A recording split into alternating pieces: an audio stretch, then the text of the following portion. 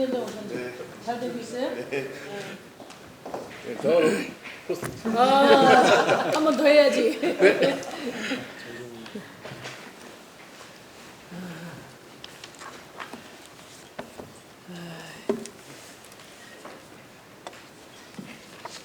네, 오실 분들 다 오셨기 때문에 정의당과 전국 도시농업 시민협의회 2020 총선 정책 해박식을 시작하도록 하겠습니다. 박수로 같이 시작했으면 좋겠습니다.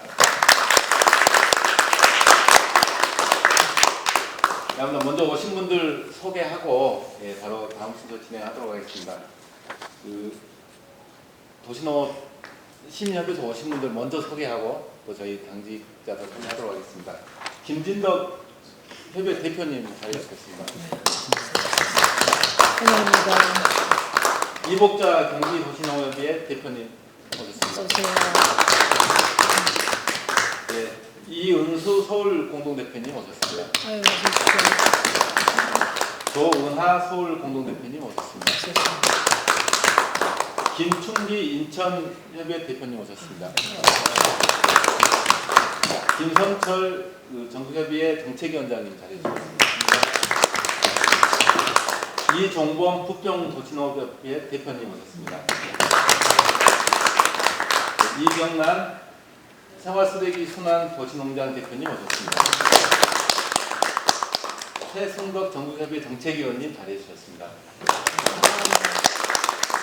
윤영희 은평 우리 동네 텃밭협동조합 대표님 자리해주셨습니다. 김유자 도시농담 사회적 협동조합 전 이사님 자리해주셨습니다. 안철환 온순한 협동조합 이사님 자리해주셨습니다. 조승승 도봉 도시농업 네트워크 대표님 자리해주셨습니다. 김선정 건강한 농부 사회적 협동조합 이사님 자리해주셨습니다. 네, 김미선 미추홀구 도시농업 네트워크 대표님 자리해주셨습니다. 그리고 우리 정재민 도시농업 네트워크 영등포 토대 대표님.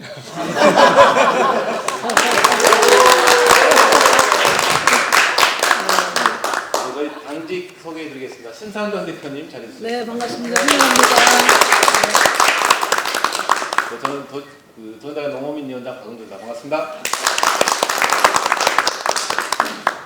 네, 바로 신상전 대표님의 인사 말씀 듣도록 하겠습니다.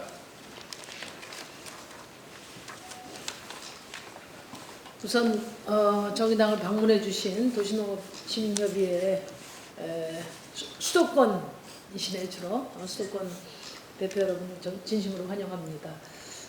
김진덕 전국 도시농업 시민협의회 대표님, 또 이은수 조은하 서울협의회 대표님, 또 이복자 경기협의회 대표님, 저도 고양시 도시농부 텃밭을 일구다가 실패를 해서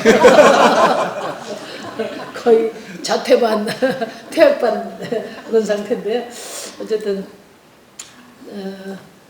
그 안철환 이사장님은 생태도시 아바나의 탄생 번역하셔서 도시농업을 처음으로 소개한 분으로 알고 있습니다. 하여튼 만나 뵙게 돼서 정말 반갑습니다. 정의당은 이번 총선에서 안전한 먹거리 밥상혁명을 이루어서 도농 상생의 국민농업 시대를 열겠다는 약속을 드렸습니다. 이를 위해서 이제 지난 전국위원회에서 농어민 비례대표를 당선권에 전략적으로 배치하기로 결정을 했습니다. 우리 박웅두 농어민위원장이 아주 애를 많이 써서 고군분투해서 전략명부를 확보를 했습니다. 그리고 그 이후에 농축산단체 25개 단체하고 저희 간담회를 했고요. 또 새만금 해수유통을 위해서 오랫동안 노력해 오신 전국의 시민단체들하고 협약식을 맺었고요. 또 그때 오셨을 때 제가 적극적으로 권해서 어민 대표로 그 새만금 해수유통을 슬로건으로 내걸고 이번에 정의당 후보로 한 분이 출마하기로 결정했습니다. 오신 분들 자리에 설득해서 제가 합을 만들었습니다. 그 도시농업하면 이렇게 몇 년 전만 해도 생소했는데요. 지금은 이 도시농업이 대세인 것 같습니다.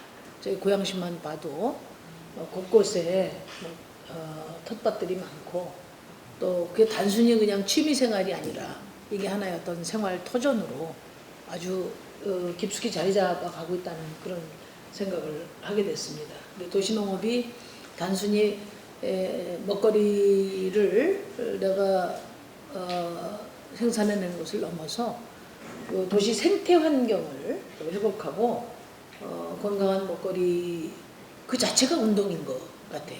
하여튼 그런 점에서 새로운 국민농업 시대에는 도시농업 시대가 되지 않을까 하는 생각을 해봅니다.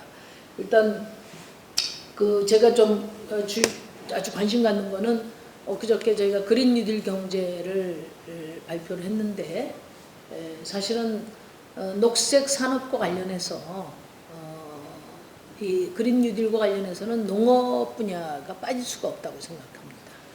농업이 과거에는 역대 정권들에 의해서는 후진 산업으로 규정이 돼서 제조업 발전을 위한 희생양으로 계속 취급되어 왔는데 이게 단지 그러다 보니까 이제 농민들 숫자 줄고 표가 별로 안 되니까 아예 농업 정책은 뒷전으로 밀려서 그게 단순히 농민의 위기가 아니라 우리 국민들의 밥상의 위기로 이렇게 전환이 됐단 말이죠. 근데 이게 이제 다시 도시농업에서 내 삶터, 내 먹거리를 내 삶터에서 일궈가는 이 운동을 통해서 저는 이제 거꾸로 우리 밥상을 지키는 그런 농업 혁명이 이렇게 일어나지 않겠냐 그렇게 보고 그것이 결국은 그 기후위기를 해결하는 또 중요한 산업 전략 중에 하나가 될 것으로 이렇게 생각을 합니다. 아무튼 저희가 뭐 모든 걸 다 할 수는 없고요. 그래서 이번 총선 후보 전략에서도 몇 가지 원칙을 세웠습니다. 첫째로는 하여튼 우리 정치가 너무 낙후되어 있기 때문에 우리 사회의 그 엄청난 변화를 진짜 너무 따라잡지 못하고 있습니다. 그래서 정치의 세대 교체가 절실하다고 생각하고요. 저 같은 사람들은 또 현재에 해야 될 일을 하고 그 제가 현재 해야 될 일 중에 빨리 이 낡은 정치를 세대 교체할 수 있도록 젊고 에너지 넘치는 그런 젊은 정치인들을 양성하는 거라고 생각해서 그걸 저희 당내에서도 이번에 결단을 했고요. 두 번째는 정치가 오랜 세월 동안 배제했던 당사자들에게 연단과 마이크를 주는 것이다. 100대 공약하면은 뭐 민주당하고 우리하고 큰 차이도 없습니다. 심상정이 그 모든 것을 대변할 수도 없어요.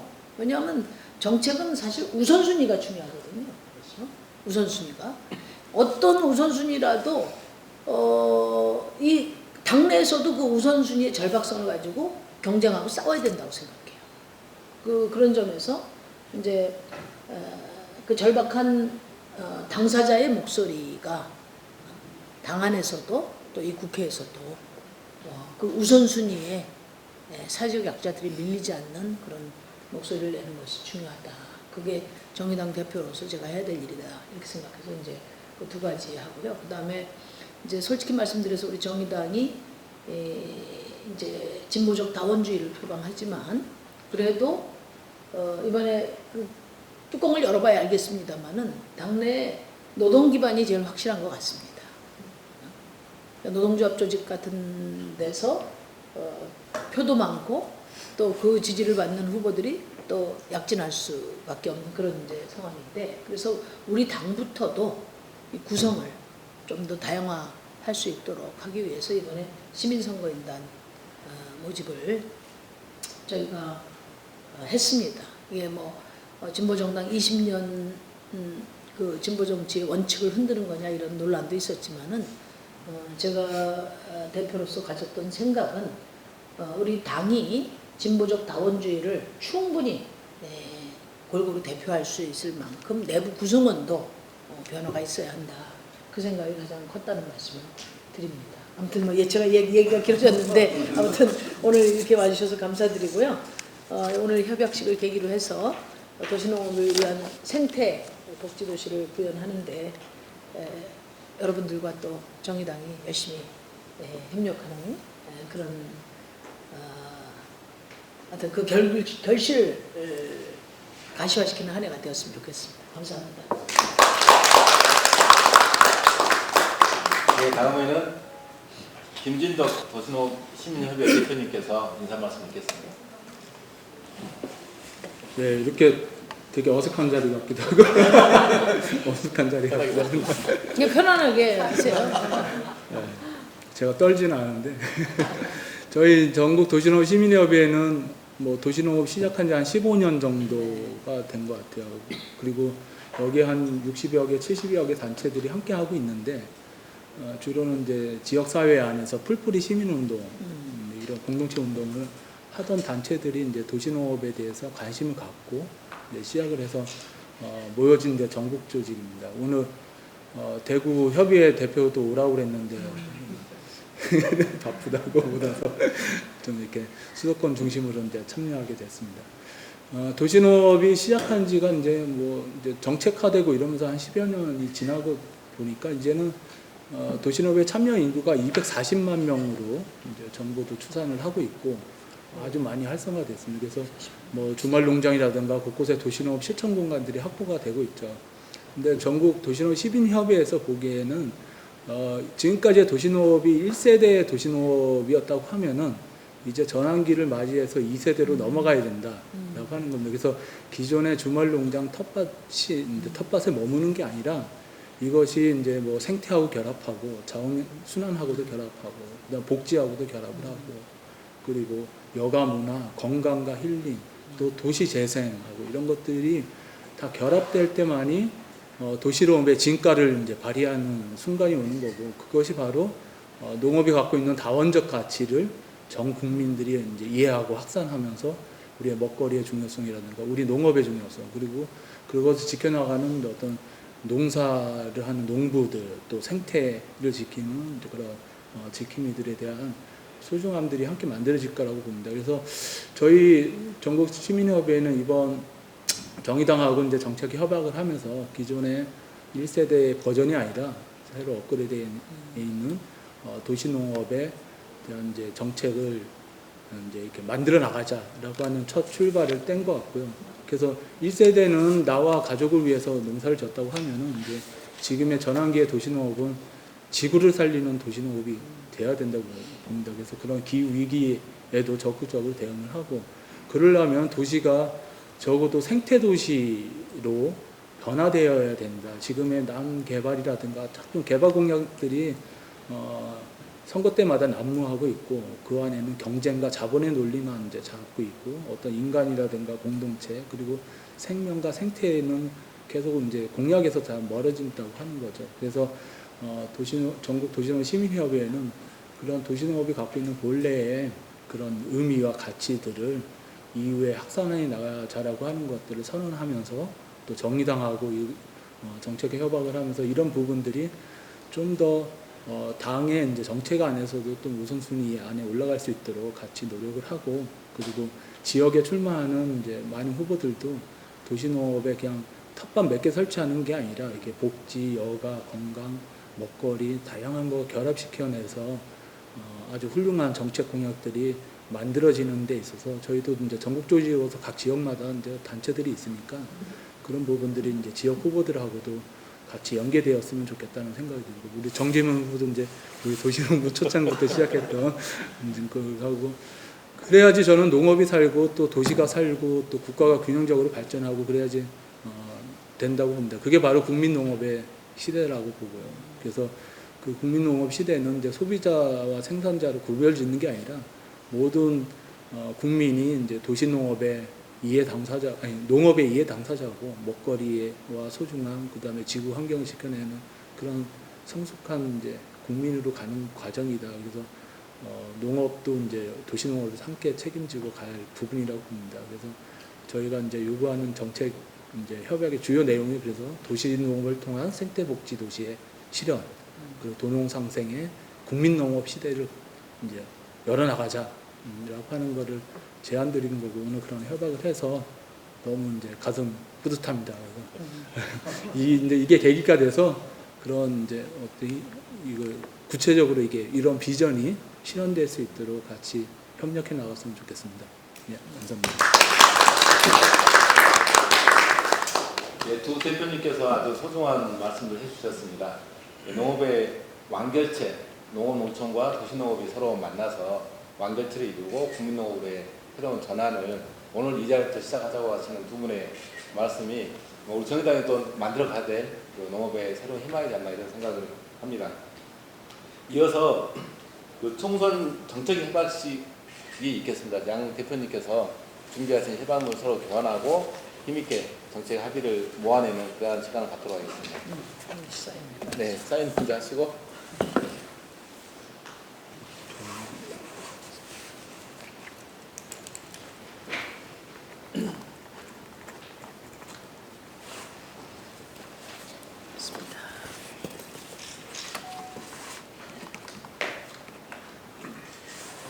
이렇게 들고 두 분이 같이 사진 한 장 이렇게 멋지게 크로스를 찍으시면.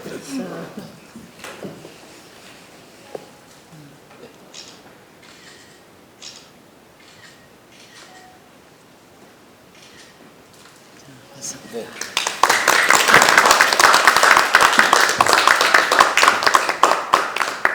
다음 순서는 저희 정의당의 개방 경선이 선거인단 참여 퍼포먼스가 있습니다. 그 개방 경선과 관련해서 간단히 설명을 드리면 대표님도 말씀하셨다시피 정의당이 국민의 얼굴을 담는 국회를 만들겠다는 큰 포부를 가지고 그 국회의원 비례대표와 관련해서 국민들이 직접 선출할 수 있는 권한을 만들었습니다. 그 권한의 방식이 국민 누구나 선거인단에 참여하셔가지고 직접 후보를 선출할 수 있는 그런 기회를 만들었습니다. 그래서 이달 17일까지 선거인단을 계속 모집을 하고 있고 오늘 해방식을 계기로 우리 국민농업 관련된 재조직과 단체에서 정의당의 선거인단에 적극 참여하시고 말씀드렸던 국민농업의 전환을 이뤄갈 수 있는 그런 후보를 힘있게 또 지지하고 선출해서 이 농업의 새로운 변화, 도시농업의 새로운 진전을 이룰 수 있도록 해달라고 하는 그러한 요청이 있었습니다. 그래서 그러한 내용을 담아서 선거인단 참여 퍼포먼스를 하셨는데요. 나눠드린 그 용지에 성함하고 쓰셔가지고 같이 들고 사진 한 장 찍도록 하겠습니다. 그래서 자, 일로 같이 오세요. 네, 대표님하고 뒤로 같이 모이셔서 앉을까요, 그러면? 네. 한 줄 뒤로 쓰시려면 앉으세요. 앉으세요. 앉으시고 뒤로 앉으실까요? 뒤로 한 줄씩에. 네, 쓰시고. 앉을까요? 안 대표님, 또 오셔야 사진에 보이실 것 같은데요? 모자를 하나 빼면 되지. 네네.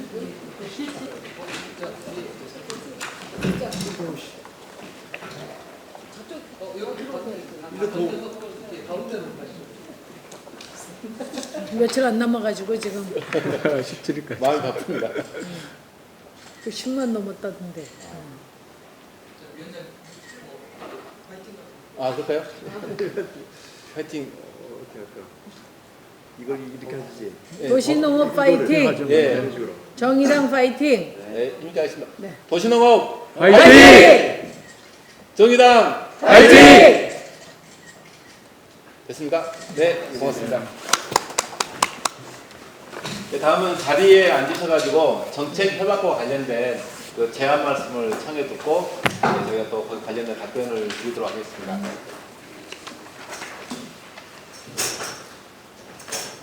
그 정책과 관련해서 어느 분이 하시죠? 예. 빨리 가봐야 네, 네. 아니, 그러니까 좋은 말씀들 많이 해주세요. 네네. 대표님께 불러줘서 고맙고요. 저는 정책도 정책이지만 이게 구체화되려면 실제로 일꾼이 당선돼야 되는데 농업 쪽 대표로 14번이라는 게 너무 낙성권 아닌가 그런 생각이 들어요. 노동 주행이 많다는 이해는 하는데 이 노동은 전략명부 없습니다. 그래서 그게 좀 안타까워. 이게 14번이면 떨어질 가능성이 많지 않다. 안 그렇습니다. 농업이 있어서 노동이 생기고 도시가 발전하는데 네. 적어도 10번 안에 들어야. 제가 옛날에 안철수 씨 하는 모임에 농사 얘기를 해달라고 가가지고 제안하기를 작물에게도 투표권을 주자 이런 헛소리를 했었어요. 이게 너무 인간이 도시에 몰리는데 여기에 투표권만 주니까 이 지역이 다 춥잖아요. 정의당만큼은 이런 생명정의, 먹거리 정의, 우리 농업 정의를 실현해야 되는데 14번은 좀 뭐랄까 좀 심하니까 이런 좀 이렇게 아쉬움을 좀 표하고 싶고요. 또 하나는 우리 정재민 대표가 우리 도시농업의 큰 젊은 희망이었는데 정의당이 뺏겼어요. 이 빼앗긴 김에 뭔가 이 정재민 대표도 어떤 원에 들어가서 큰 역할을 할 수 있는 기회를 좀 대표님이 힘을 좀 써주시고. 아니 안 이사장님이 제가 부탁드릴 거를 저한테 꼭 부탁을 드려가지고 우선 14번은 당선 안정권입니다. 그렇습니다. 그럼요. 그러니까 우리가 이제 지금 이 구성이 어떻게 되냐면요. 1번, 2번, 11번, 12번 이 4개는 청년한테 가 있어요. 그 다음에 7번 내지 8번은 장애인에게 가 있어요. 그러니까 사실은 이제 일반 명부로 가는 거는 3, 4, 5, 6하고 그 다음에 90인데요. 이게 아무리 당의 어떤 전략상의 전략 명부를 한다 하더라도 일반 경쟁을 50%는 줘야 되거든요. 그리고 나서 제일 빠른 번호가 13, 14예요. 그리고 이제 지금 뭐 요즘 정의당이 지지율이 좀 안 나오니까 걱정들 하시는 것 같은데 원래 2월에서 3월 중순까지는 어렵습니다. 선거가 늘 그랬어요. 왜냐하면 지금 시기는 정의당의 시간이 아니에요. 안철수 씨가 지금 또 뭐 막 하시기 때문에 안철수 씨가 검증받는 시간이고 또 보수 통합 뭐 여러 리모델링하고 하는 이 정계 개편이 지금 2월 한 달을 다 이렇게 차지하고 있기 때문에 저희가 뭐 이렇게 열심히 해도 이렇게 부각이 잘 안 되고 그래서 저는 지금 이 시간은 한 3월 중순까지는 타임라인에서 사라져서 지금 전부 지역 돌고 현장 돌고 또 이렇게 각 단체들하고 협약 맺고 이런 거 하고 있습니다. 그래서 이제 3월 한 첫째 주 정도 되면은 이제 그제서 선수들이 결정이 돼요. 정당 선수들이. 그래서 3월 중순부터 이제 본 레이스를 하게 되는데 그래서 3월 중순부터는 이제 정의당 지지율이 올라갈 거고요. 그다음에 현행 선거제도는 정의당이 10%만 얻어도 계산상으로는 교섭단체를 할 수 있습니다. 그럼요. 예. 근데 중요한 거는 뭐냐면 그 3% 이상의 링에 우리 정의당이 잘하는 거와 상관없이 몇 개의 당이 올라오느냐에 따라서 말하자면 미래한국당 같은 데가 어떻게 기능하느냐에 따라서 상대적으로 결정이 되는 겁니다. 이게. 그래서 이번에는 사실 뭐 개인적으로 어느 정당을 지지하는 거와 상관없이 이번 20년 지체된 선거제도 그 작은 공간을 의미를 부여하려면 무조건 정의당이 교섭단체가 되는 것이 대한민국 정치의 대의가 저는 되었다고 생각해요. 이번에. 왜냐하면 사실은 보시면 아시겠지만 자유한국당의 그 미래한국당은 반동이잖아요. 이거는. 뭔가 개혁을 하고 하여튼 자기들 거 뭐 내놓지 않기 위해서 지금 밥그릇 본색을 드러내고 있는 건데 저런 시도가 승리하면 안 되죠. 그리고 이제 또 다른 또 뭐 사실은 뒤집어서 이야기하면 저희 정의당 그러니까 대한민국에서 맨바닥에 씨를 뿌려가지고 일구어서 교섭단체로까지 만약에 간다면 저희가 유일한 사례입니다. 사실 안철수 씨의 국민의당도 민주당에 들어가서 20석 만들어 나와서 한 거고 유승민 씨의 바른미래당도 그쪽에서 20석을 만들어가지고 나와서 사실 다 털어먹고 지금 들어가는 거거든요. 이게 그러니까 요즘에 뭐 이제 조국 국면을 거치면서 정의당 뭐 2중대, 3중대 얘기가 많이 나왔는데 제가 한 20년 진보정당을 해보니까 정치는 어쨌든 결과로서 말을 해야 되는데 현행 선거제도 가지고는 정의당이 아무리 국민들에게 저 당 좀 키워줬으면 좋겠다 이렇게 생각을 하더라도 제도 때문에 불가능하다는 것을 제가 너무나 처절하게 체감했기 때문에 정말 좀 한신의 고사처럼 이번에는 정말 가랑이 밑을 기더라도 선거제도를 바꿔야 되겠다. 그런 각오로 지난 선거 제도 개혁 공조를 한 것이거든요. 그래서 이번에 그 작은 공간을 변화를 열망하는 민심이 좀 더 크게 공간을 열어서 결과를 만들어 주시면은 아마 그 정의당이 교섭단체가 되면은 첫째로는 정책 개입력이 확 달라질 겁니다. 일단 저희가 6석인데요. 제가 당대표고 비례지만 상임위원회는 저 문간 끝에 제가 앉습니다. 그러니까 정치적인 뭐 발언권은 좀 있을지 몰라도 국회에서는 철저히 의석수로 결정되기 때문에 저희 거의 투명 정당이에요. 잠깐 3개월 동안 평화당하고 해서 교섭단체 만들어졌을 때 저희가 보여줬다고 봐요. 정의당이 권력과 가까워질 때 또 힘을 가질 때 어떻게 다른 정치가 가능한지 보여줬다고 생각하거든요. 20년 동안 우리가 주장했지만 특수활동비 그거 이제 우리는 원외 그러니까 뭐 특수활동비 수용 대상이 아니니까 할 수가 없었는데 저희가 받게 되는 순간 우리가 반납함으로써 그거 실현했잖아요. 그 다음에 진보정당 20년 역사상 처음으로 제가 정개특위 위원장을 할 수 있었잖아요. 그 교섭단체를 잠시 했기 때문에 가능한 거예요.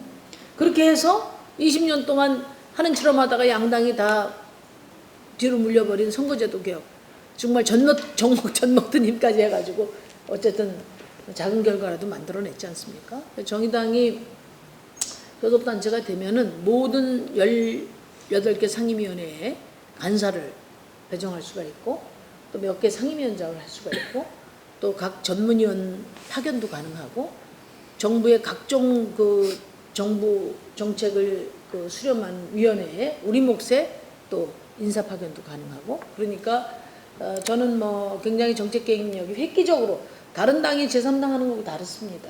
바른미래당이 교섭단체 3당을 했지만 그건 국민들이 만든 교섭단체가 아니었어요. 자기들이 정계 개편해서 만든 당이었고 조국 국면 잠깐 때를 빼고는 저희가 5당인데 정당 지지율은 계속 3당 지위를 계속 유지해 왔습니다. 그래서 제가 말씀이 좀 길었지만은 정의당에게 정당 소속을 그 상관없이 이번에 정의당에 좀 과감한 투자를 해주시면 이제 반드시 그 결과를 돌려드리겠다는 말씀 드리고요. 이제 마지막으로 제가 한 말씀 드리면 이제 이번에는 민주당도 어쨌든 이제 뭐 막판으로 가면서 뭐 캡도 씌우고 많은 이제 손해를 좀 덜어내는데 역할을 했지만은 그래도 민주당이 자력으로 과반수는 어렵다는 걸 인정하고 이번 선거제도 개혁을 한 겁니다. 그러니까 사실은 정당 투표는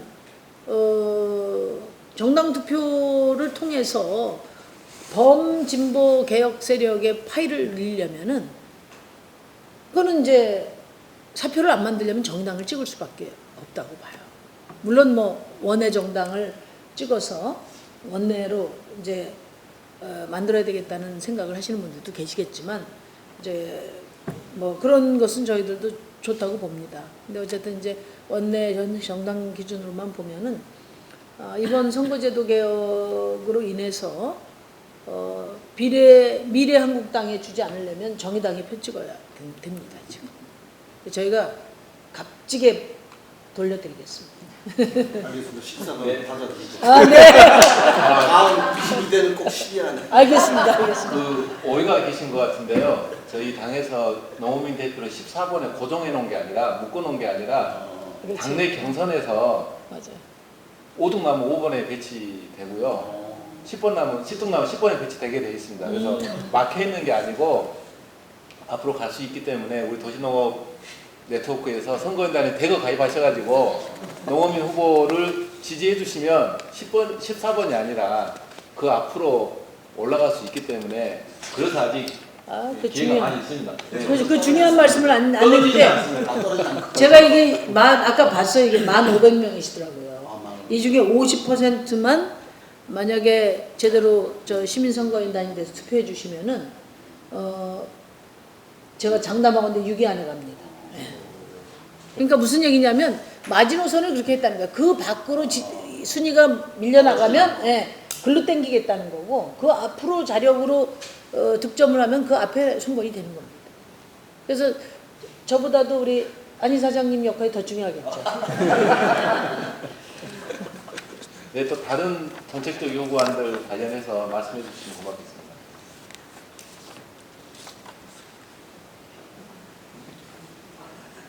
예, 이미 그 이전에 정책 협의를 한번 진행한 바가 있기 때문에 저희 내용과 관련해서 많은 부분들을 확인하고 있긴 합니다만 그래도 현장에서 오셨기 때문에 또 소중한 말씀을 주시면 또 대표님 경청하실 거고 저도 듣고 함께 녹여내도록 하겠습니다. 예. 우리 이현 선생님, 예, 한 말씀.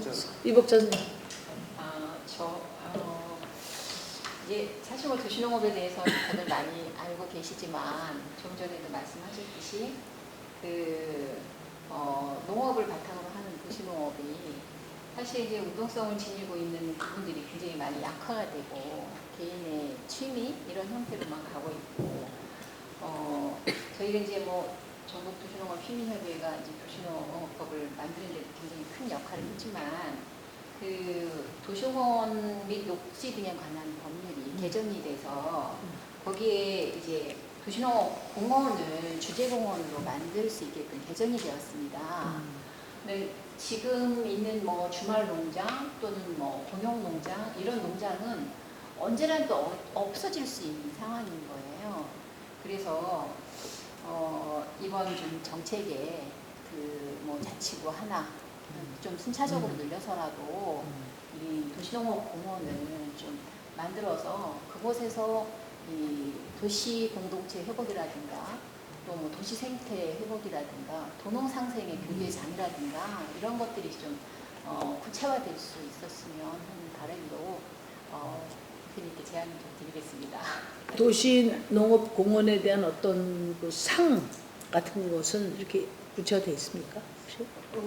그 지금 현재는 이제 뭐 공원에서 그냥 일반적으로 시민들이 수동적 자세이지만 이 도시농업 공원에서는 그 안에 텃밭을 조성을 해서 그 지역의 주민들이 주체적인 참여자가 되는 거죠. 그래서 그곳에서 자원순환도 실현할 수 있는 거고, 그리고 뭐 빗물이라든가 이런 일들을 만들어 나갈 수 있는 구체적인 거점 역할을 할 수 있는 거거든요.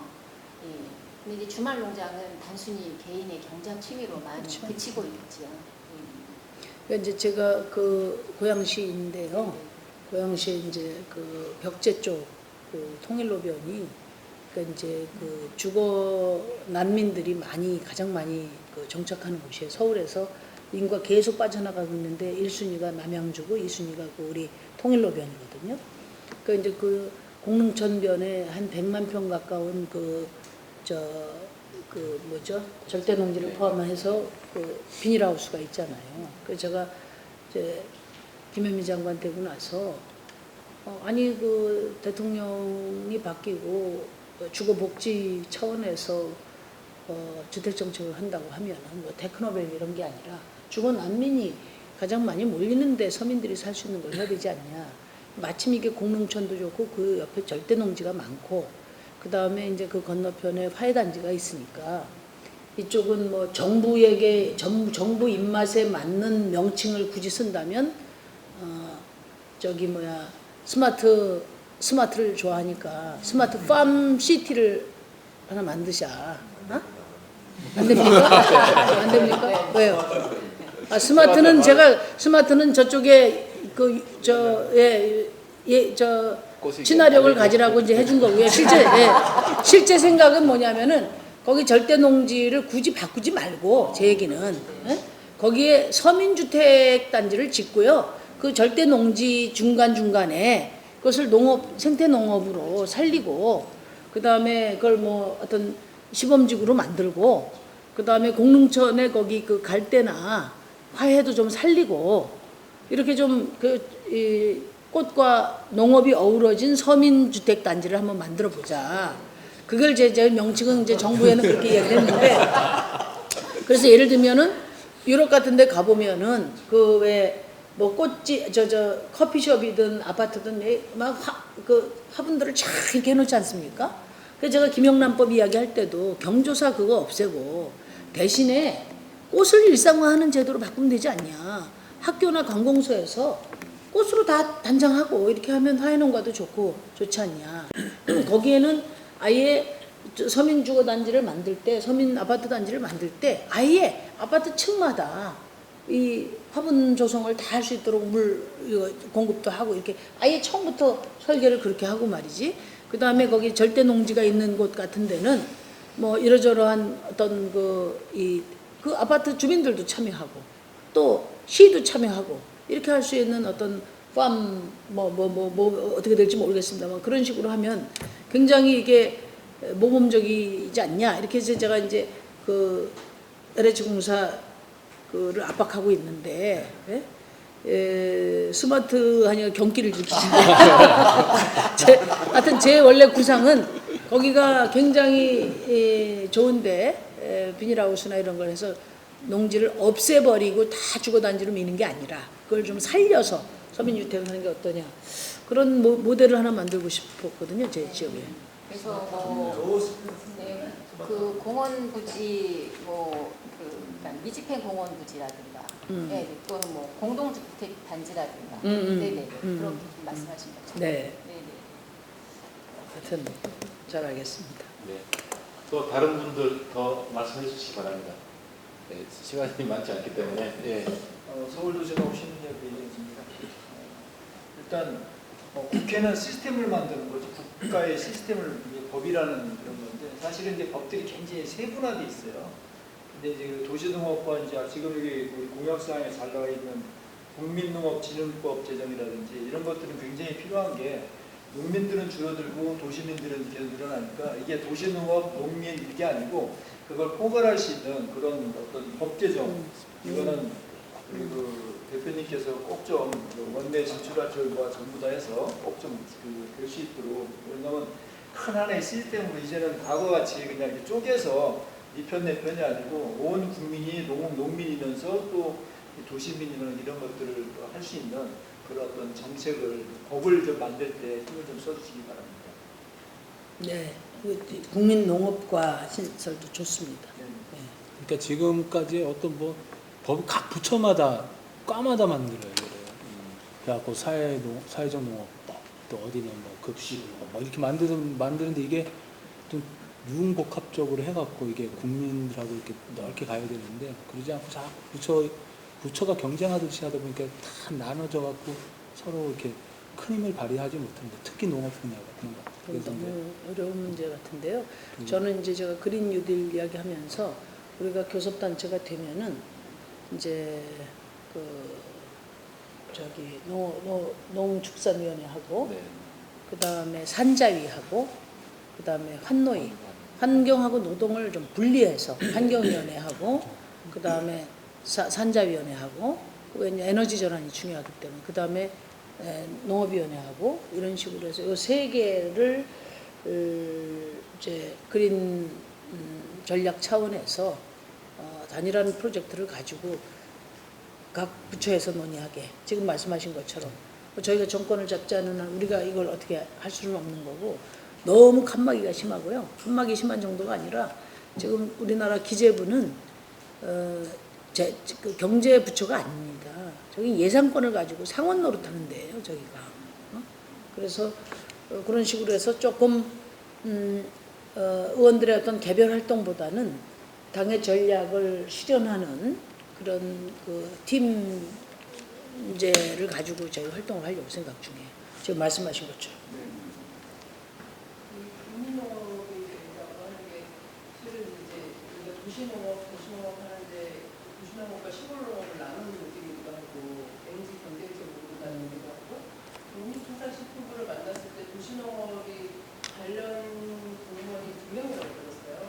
그 정도로 이제 아직까지는 도시농업 분야가 이제 어찌 보면 그냥 이렇게 장식처럼 보는 형태가 많아요. 근데 이게 이제 국민농업이라고 하는 표현 자체가 국민이란 말이 좀 그래서 그렇지 뭔가 농업을 좀 적극적으로 묻는 모든 국민들에게 편안이라고 하는 부분들에 대해서 얘기될 수 있는데 저는 좀 거기서 좀 더 구체적으로 가자면 먹거리 전략이 좀 필요하지 않나라는 생각을 해요. 먹거리로 접근하면 농업은 또 이렇게 농민들의 문제로 이렇게 국한해서 생각하는데 먹거리는 소비자 입장, 도시인의 입장을 다 같이 포괄하는 언어이고 이 먹거리로 들어가면 이 안정성이나 생태 문제도 같이 전부가 되기 때문에 실제로 이제 먹거리 전략이라는 것이 작게는 자치구부터 쭉 이렇게 정부 차원에서까지 이렇게 좀 포괄적으로 진행돼야 되는 거 아닌가라는 생각이 들거든요.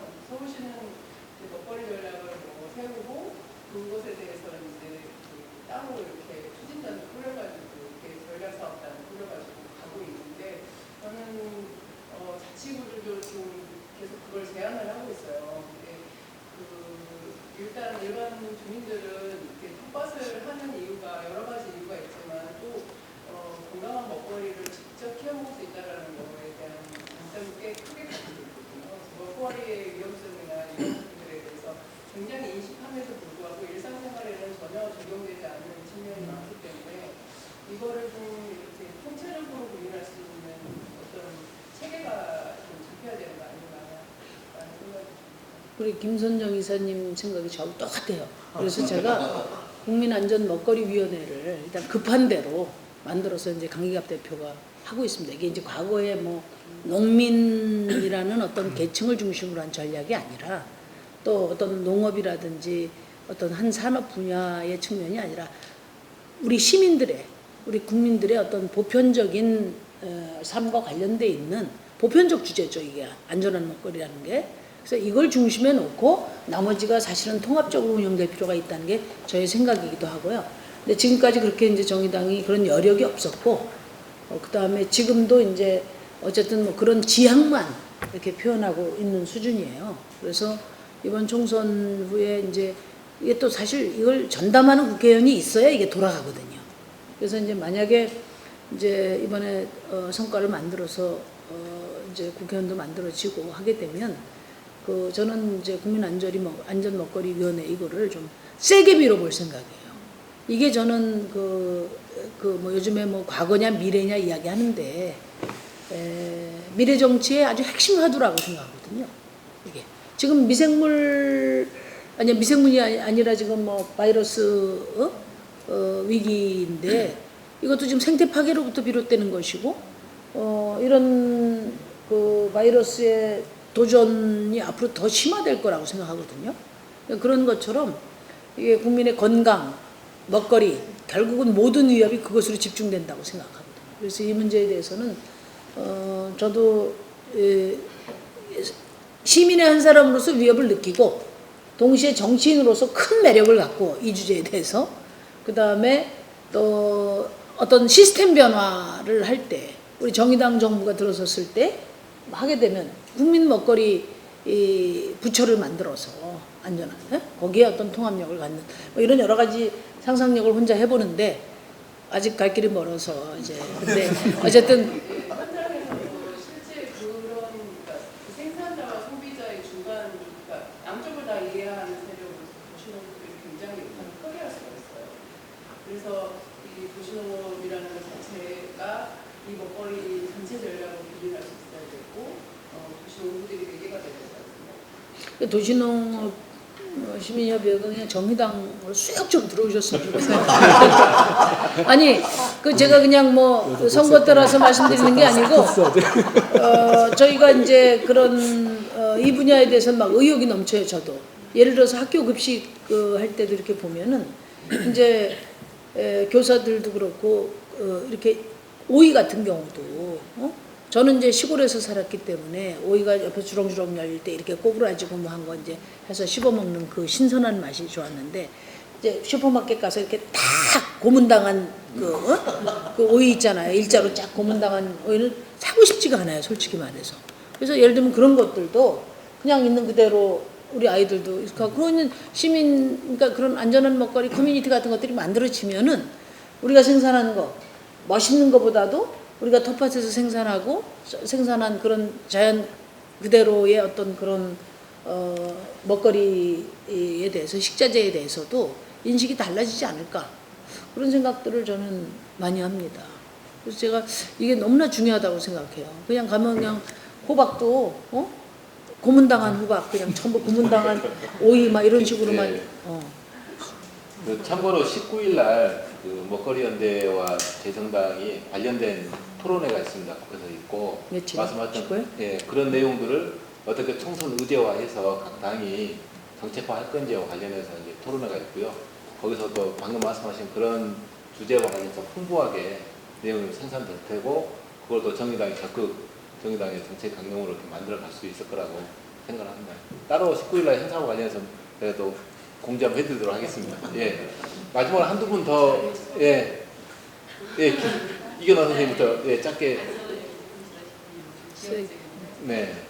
픽스랩이라고 해서 그런 지역에서 이제 수강하는 형태로 하다가 이게 이제 준비가 되면서 이제 외부로 나가려고 하다 보니 법적인 근거가 너무 많이 얽혀서 그래서 많이 개선이 돼야 되지 않을까 앞으로 이런 이제 지금 뉴딜 정책 하셨지만 그 속에 개선돼야 되는 변화돼야 되는 법 체제 그거에서 논의도 참 필요하지 않을까 이런 생각이 들고 싶더라고요. 외부로 나왔어 거 그다음에 이제 쓰레기를 모두가 위탁으로 처리하다 보니까 이게 이제 잘못 외부로 유출됐을 경우에 법에 걸려서 얽히고 지역과 지역 간에 넘어가지 못하는 이런 것들이 우리가 도시농업을 하면서 이게 다 연결되거든요. 여기서 생산된 거를 팔 수도 있고 그런 것도 등록되지 않으면 안 되는 거거든요. 그래서 이게 이제 큰 바닥에서 보면 어떻게 보면 사실 소시민들은 되게 열심히 하고 있어요. 제가 봤을 때 근데 정책이 바뀌지 않고 기회가 바뀌지 않고 이렇게 돼서 너무 힘들다 저희가 얘기를 할 때 그런 것도 잘 살펴서 네. 법 체제를 한번 좀 다시 정비. 그러니까 우리 그 김성철 정책위원장도 계신데 이런 법들 그 이제 입법 과제 다 갖다 주세요. 네. 조나 선생님. 말씀 가운데 참 관련된 것 같아요. 저는 오늘 처음 이런 정책 협약식 DR에서 관광과 관련돼서 사장님께 말씀 주셨기 때문에 그 단지 그냥 종이로 그냥 넘어졌다는 게 아니라 앞으로 이제 총선 공약을 작성하고 수립할 때 적극적으로 그죠? 정의당 다음은 정의당이 되기 위해서는 그 승리한 정의당이 되기 위해서는 동반제 도시농업이 반드시 총선 공약을 해야 되겠다. 그래서 오늘 그치는 게 아니라 앞으로 총선까지 지속적으로 실제 내용적으로 했으면 좋겠다는 말씀 꼭 드립니다. 네, 일단은 저희가 정책 그 공약 발표는 또 따로 하는데요. 네, 그동안에 정책 협약한 내용들을 취합해서 할 때 꼭 반영을 하겠다는 말씀드리고, 그 이제 그 제가 오셔서 말씀드리는 게 아니라 제가 이 도시농업에 관심이 많습니다. 제가 못하고 있지만은 관심이 많아요. 두 분 말씀, 네, 조나 선생님하고 예, 정재민. 네, 저는 이제 미래 세대를 위한 정책이 꼭 필요하다고 생각을 하는데 지금 우리 미래 세대에 미래가 없어요. 생태 위기에 처해 있고 먹거리 위기에 처해 있고 기후 위기에 처해 있는데 그런 것들을 아이들이 학교 텃밭을 통해서 배워서 대처할 수 있는 미래 아이들로 그런 미래 인재로 기르고 또 학교 텃밭을 통해서 그 기후변화나 먹거리나 이런 것들을 생태에 관한 환경에 관한 모든 그런 것들을 배워서 전인적 교육을 할 수 있는 그런 게 학교 텃밭이거든요. 그래서 학교 텃밭의 활성화를 정책의 중요한 그런 의제로 좀 내놔주셨으면 좋겠습니다. 예. 제가 저희 학교의 텃밭 선생님입니다.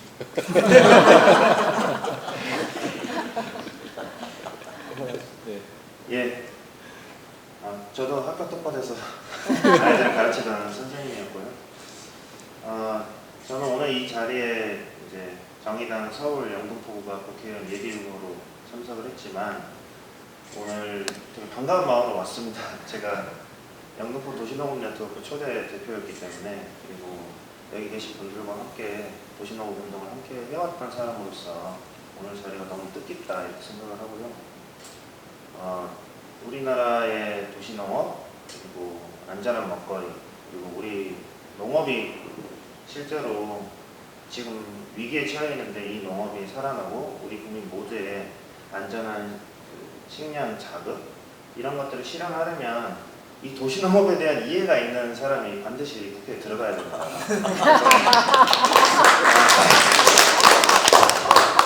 정의당이 가장 그 앞에 서 있다 이렇게 생각을 하고요. 우리 박웅두 위원장님이 꼭 들어가실 수 있도록 전국에 한 명 갖고 안 돼요. 전국에 시민 선거인단이 대거 참여해 주셔가지고 우리 농어민 위원장 특히 농업에 대한 소중함을 알고 있는 분을 좀 반드시 좀 앞으로 보내주시고 저도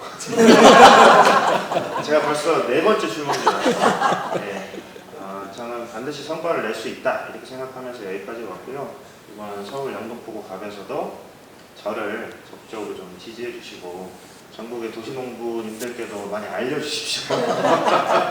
그래서 반드시 들어가서 그런 국민농업을 꼭 실현하겠다 이런 말씀 드리고요. 제가 이제 영등포에서 도시 텃밭을 만들었었습니다. 2013년부터 19년까지 7년 동안 이제 거기가 공공형 시민 텃밭으로 운영이 되어 왔었는데 남녀노소 뭐 여성 어린이 할 것 없이 정말 다양한 분들 한 1,400가구 정도가 참여하는 텃밭이었어요. 근데 이제 안타깝게도 그 자리가 그 영등포 구유지였어가지고 지금 그곳이 서울시가 제2 세종문화회관을 건립하겠다고 해서 이제 그 부지가 곧 없어지고 새로운 건물이 들어설 예정인데 그래서 참 제 개인적으로는 많이 안타깝습니다. 그래서 제가 이번에 국회에 들어가면 영등포가 도시농업의 저는 메카였다고 생각하거든요. 그래서 그곳이 아니더라도 꼭 다른 곳에 아까 말씀하신 도시농업공원 그리고 학교 그리고 빌딩의 옥상 아무튼 텃밭이 만들어질 수 있는 곳들을 최대한 활용을 해서 도시 텃밭을 확대하고 영등포를 생태 복지 도시로 만들겠다 그런 꿈을 가지고 있고요. 그 다음에 오늘 도시농업 시민협회에서 제안해 주신 이 국민농업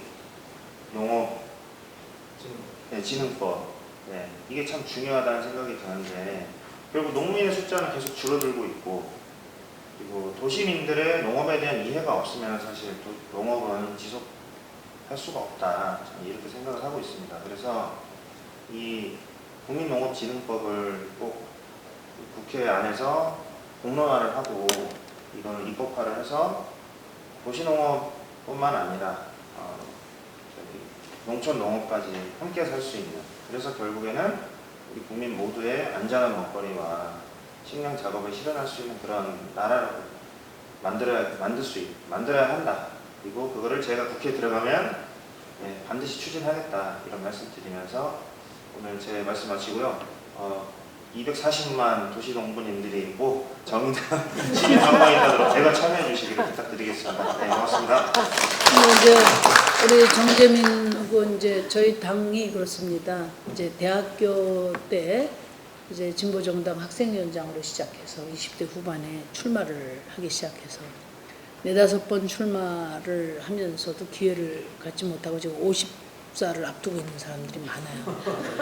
제가 대표님 제가 만 39세 아니 우리 정재민 후보만을 이야기하는 게 아니라 우리 당에 그렇습니다. 그래서 대표로서 정말 이제 마음이 조급하고요.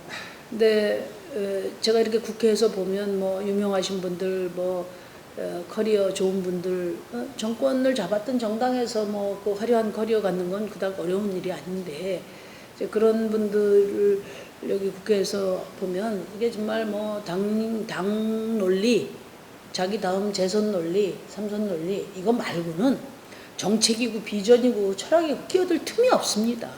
그러니까 이렇게 오랜 세월 동안 니들 무능해서 절대 그렇지 않다고 생각해요. 저희가 나름대로 가치가 있고 비전이 있고 신념이 있기 때문에 이렇게 버텨온 사람들이 국회를 들어와야 그나마 이 거대한 어떤 권력투쟁 과정 속에서 그래도 대의라고 부여잡고 할 수 있는 거거든요. 저는 아직 정의당은 그런 대의가 살아있는 정당이다. 감히 그렇게 말씀드리고 싶고 제가 이제 사실은 이제 지역구에서 한 번 떨어지고 2번 당선됐는데 그 한 번 떨어질 때에 지역구의 목사님들 80분이 오셔가지고 심상정 다 좋은데 종로에 출마한 성소수자 공천을 철회하면은 우리가 전폭적으로 밀어주겠다. 안 그러면 낙선운동을 하겠다. 이제 지역에서는 목사님들이 작은 교회는 거의 절대적입니다. 근데 제가 그랬어요. 그런 현실적인 표에 굴복해서 제가 후퇴한다면 정치를 하는 이유가 도대체 뭔가?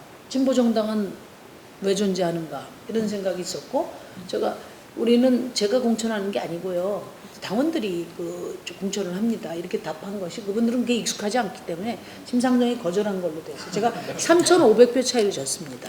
18대 총선에서. 그리고 19대 때는 도저히 안 돼서 후보 단일화를 했는데 그때 이제 전국에서 180표 최소 표차로 진 이유가 뭐냐. 차별금지법 서명을 했다고 해서 제가 고양시 이 교회연합회 목사님들한테 불려가서 2시간 청문회를 했는데 그거를 서명을 철회하면은 이제 도와주고 안 그러면 낙선 서명 운동을 하겠다는 겁니다. 그 제가 하여튼 충분히 소명을 하고 왔어요. 서명 철회는 할 수가 없다. 그렇게 이제 이야기를 하고 왔는데 그래서 전부 낙선할 각오하고 있었습니다. 근데 서명운동이 안 되더라고. 왜 안 되나 고 나중에 보니까 대표 발의했던 민주당 의원이 철회를 해버렸어요. 상의도 없이. 그래가지고 이제 됐어요. 이번에 이제 지금 뭐냐면 한기총이라는 데서 차별금지법 폐지하는 정의당은 동성혼을 합법화한다고 막 이렇게 하면서 이제 어떤 일이 있어도 낙선을 시켜야 된다는 겁니다. 지금. 그래가지고 우리 동네에도 대책위각소에서 목사님들이 제가 지금 2차례, 3차례 지금 목사님들하고 대화를 하고 있어요. 근데 이분들 그리고 이제 밑에 그냥 많이 지금 퍼져 있습니다. 제가 그분들한테 그랬습니다. 수고롭고 짐진 자들이 하나님 밑에 보호를 받으러 올 때 목사님들 내치지 않으시지 않냐.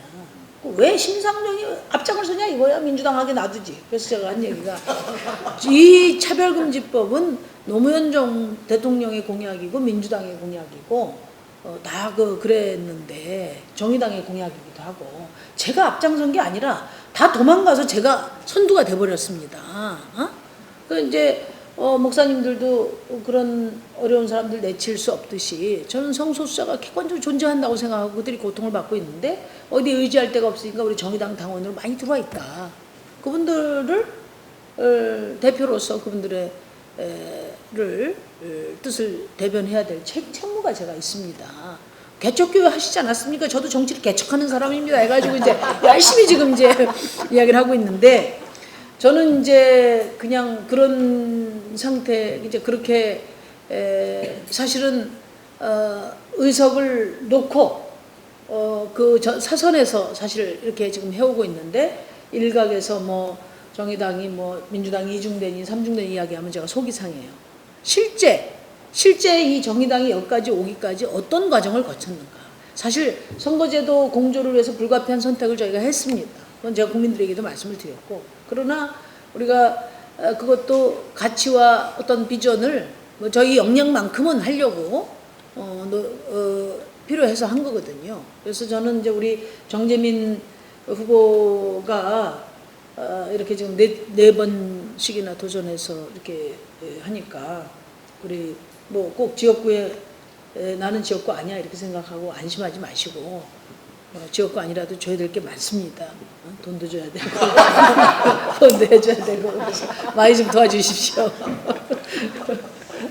네, 1시간 동안 여러 말씀들을 하셨는데 혹시 꼭 마지막으로 하실 말씀 있으면 한 분만 더 청해 듣고 웃으면 방금 대표님 여러 말씀 하셨기 때문에 마무리 발언으로 네. 이해를 하고 정리할까 합니다. 혹시 더 하실 얘기 안 계신가요? 김도 대표님 마지막 마무리 안 하셔도 되겠습니까? 예. 마무리 말씀. 그러시나요? 예. 그러면 이것으로 정의당과 전국도시농업시민협의회 2020년 총선 정책 해방시를 마치도록 하겠습니다. 다들 수고하셨습니다. 고맙습니다. 아유, 회장님 감사합니다.